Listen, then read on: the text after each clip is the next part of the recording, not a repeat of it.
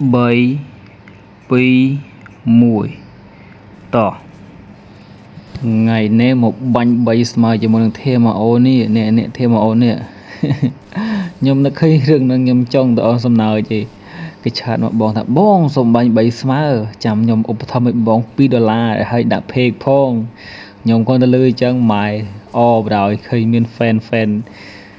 ឧបត្ថម្ភឲ្យវាឡាអញ្ចឹងចុំកប់សេរីហ្មងហើយដល់ពេល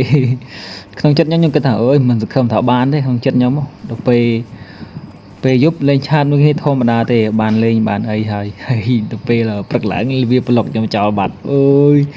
អីតើមែនតែមិនតំណងថាបានទេវាមិនដែល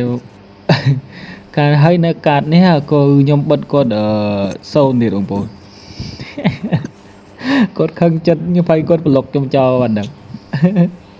លេងពីកាតបិទ1បិទ0ហើយធៀបគាត់លេងអត់ការទេអញ្ចឹងមិនខ្ញុំបិទ0ណាមើលចឹងមិនខ្ញុំបិទ0មកធៀបគាត់លេងអត់ការទេមួយប្រហែលជាកូនក្មេងអូនតូចទេឆ្ងាញ់ត្រង់ថាឧបត្ថម្ភឲ្យបងអី$2ដាក់ page ឲ្យខ្ញុំផងឆ្ងាញ់ហ្មងខ្ញុំគិតថាព្រឹកនេះប្រហែលជាខ្ញុំយក$ហ្នឹងឲ្យបានអញ្ចឹងណាចាំខ្ញុំដាក់វាទៅឲ្យហើយដល់ពេលចូលទៅមើលឆាតចុយវាប្លុកចោលបាត់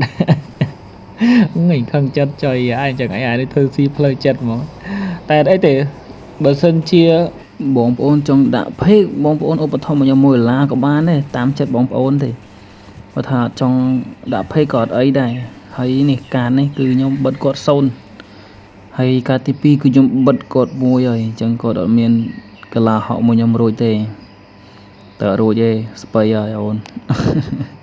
អរគុណច្រើន